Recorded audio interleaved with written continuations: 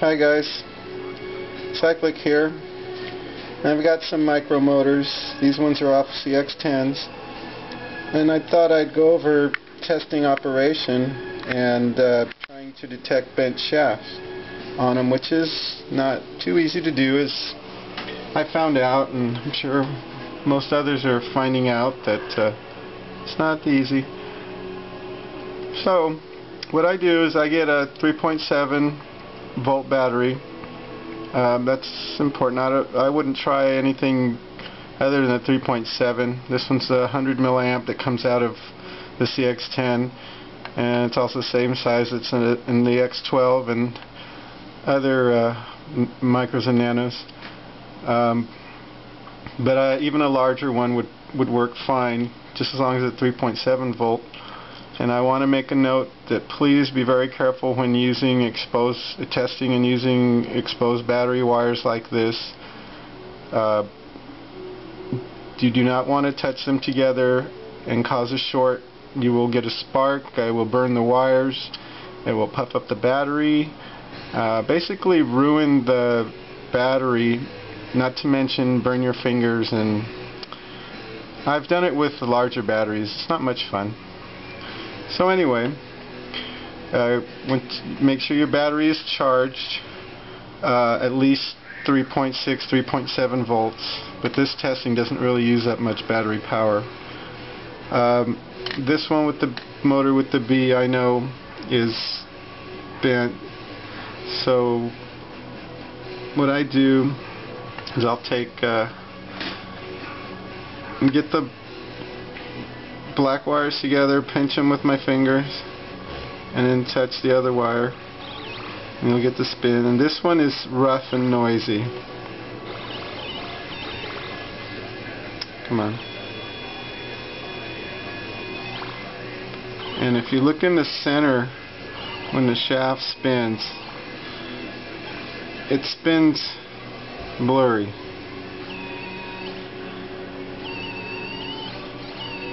I don't know how well it's going to show up in the video, but it's spinning slow, it's spinning rough, and the center of the shaft, when it's spinning, looks blurry.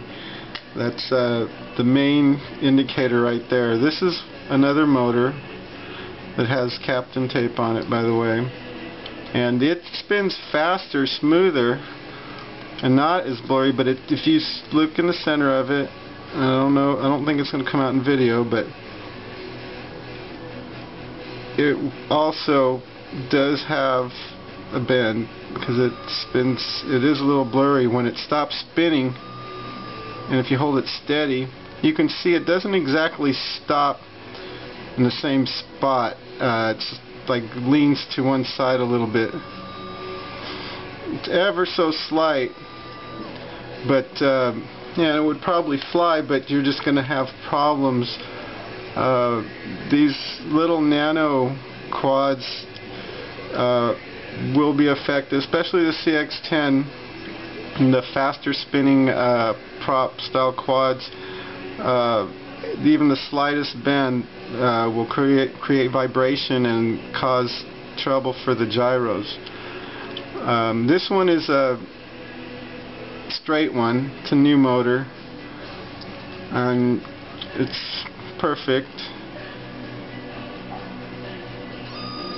and it's spinning nice and fast, and it's got a nice smooth steady hum to it. And if you look in the center of the shaft, if you look at the shaft while it's spinning, it doesn't even look like it's spinning when it's straight. That's the number one indicator that you got a good straight shaft. It's not blurry while it's spinning, and it doesn't even look like it's spinning, and the motor's nice and smooth sounding and fast.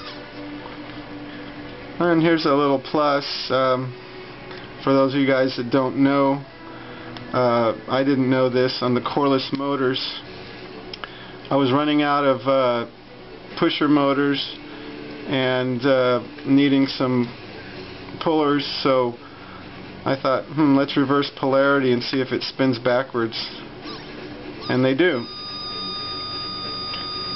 and I have not had any trouble running them like that. I have one quad that has 2 motors that I've reversed the polarity on the motors out of necessity, but now I don't really worry too much about it. I think they're made to run in either direction, but if anybody knows more about these coreless motors, I would like to hear some other opinions or information.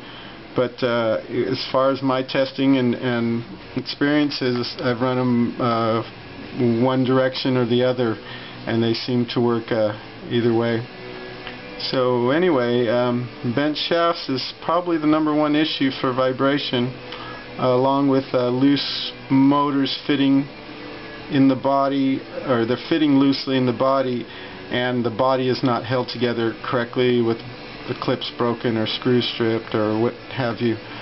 I've made my the Cyclics body strap mod, and I will be doing another vid on replacing these motors and some other upgrades and modifications, even including making a Pro Charger cable.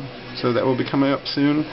And thanks for watching, guys. Hope this helps, and happy holidays.